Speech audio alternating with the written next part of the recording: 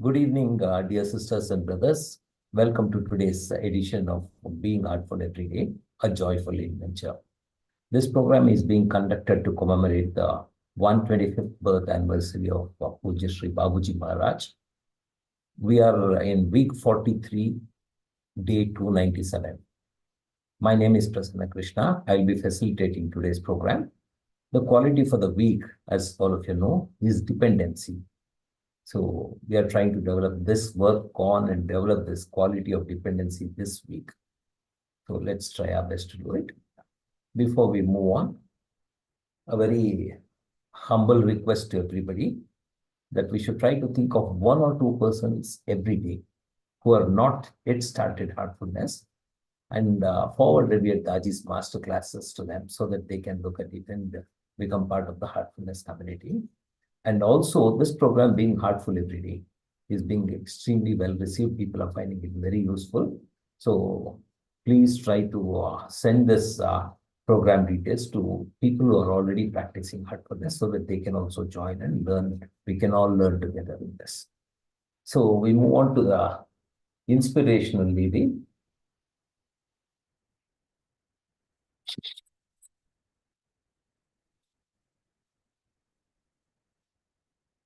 Yeah, we stopped about two paragraphs from where we are, but let's go back and revisit what we read yesterday so that the continuity is maintained. How do we arrive at truthfulness? In reality, that undefinable state described as it is as it is, how do we get there? It can happen only by freeing ourselves from every concept, by removing all complexities and impurities in our field of consciousness. And that requires a set of meditative practices, correct thinking, right understanding, and proper action and right behavior. Only then do we arrive at the consciousness of reality. And when that consciousness too ends, we'll arrive at the next state akin to truth. Let's explore heartfulness practices in a very practical sense. As mentioned earlier, Satya is one of the fundamental principles of Patanjali's Ashtanga Yoga, and it is there in every tradition.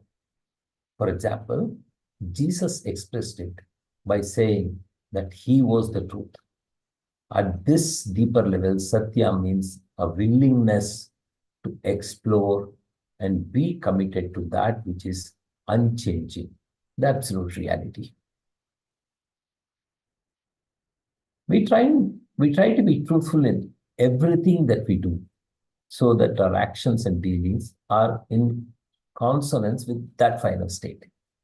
In practical terms, it means that any point of time we are committed to the highest truth we can perceive. It is not a fleeting thing, like an opinion or a judgment. To be truthful in any situation is to consider the most stable point of view. The truth behind miseries. The second part of the fifth principle tells us to accept miseries as coming from God and for our own good and be thankful. What has this to do with being truthful? On the surface, this seems so controversial and paradoxical, even ludicrous. Imagine that you're suffering because your young child is critically ill and someone tells you to be thankful to God. How will you feel? It would be inhuman to be unaffected. Yet, some level of poise and acceptance must come if you are to provide the best support for your child. You will have to transcend that feeling of misery somehow so that you can be affecting and helping anyone. Now, imagine another type of situation where you're going through difficulties that you know are for your evolution or for love. Will you perceive them as miseries? Not at all. Like Majnu and Laila. Even during the hardships, they will not be cognizant of pain. will you not be aware that a fire is being lit underneath you? You simply move on in complete acceptance. The highlighted portion now. It can happen only by freeing ourselves from every concept, by removing all complexities and impurities in the field of consciousness. You see, you may have to keep reminding yourself, take this misery as a gift, enjoy it as a gift from God. Then it's no longer a gift. Once you are aware of the pain and try to convert it by hook or crook it into a gift, it becomes a challenge for an ordinary human mind. And we are all ordinary human people. We generally seek what is pleasurable and run away from that, run away from what is painful. As the intellect processes all information received by our senses, it classifies them as two categories, likes and dislikes. In yoga, these are called raga, within brackets, attraction, attachment, and dvesha, which is aversion. When you don't get what we want, we feel miserable. And when we get what we don't want, we also feel miserable. Therefore, there is a constant process of push and pull. That is the root cause of all sufferings that we experience. The truth is, nature brings us exactly what we need for our growth and evolution. It's only when we label them as likes and dislikes, good and bad, that they become attraction and aversion. Our brain is often hardwired to resist. And when we resist, what happens? We resist reality and we feel miserable. And we perceive the truth behind the miseries. That they are given to us to remove all complexities and obstruct reality. They become gifts from God. Then we go through the experience, feel what we must, and move on. I just read that para again. I think it's a very important thing which we need to introspect as we go. I'll just read that last para again before we move to introspection. The truth is, nature brings us exactly what we need for our growth and evolution. It is when we label them as likes and dislikes, good and bad, that they become attraction and aversion. Our brain is often hardwired to resist. And when we resist, what happens?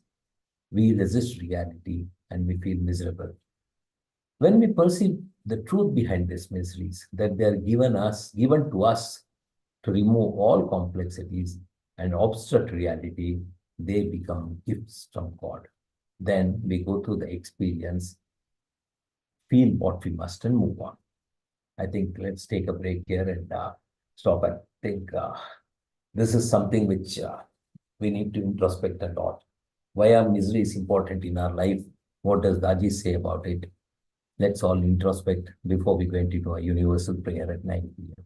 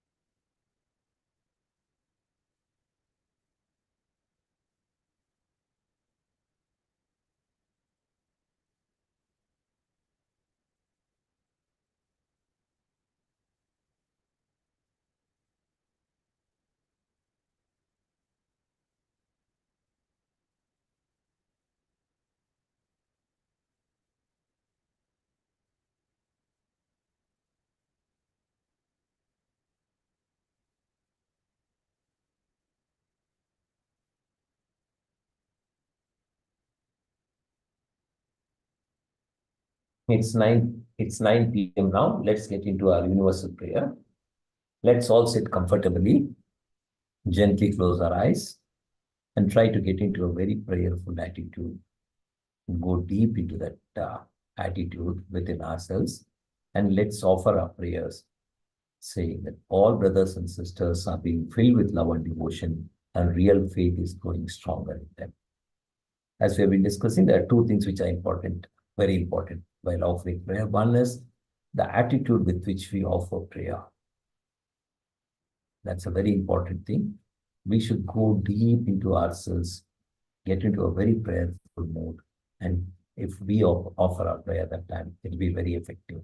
The second aspect of it is we can't pray for something which is not already there in the heart.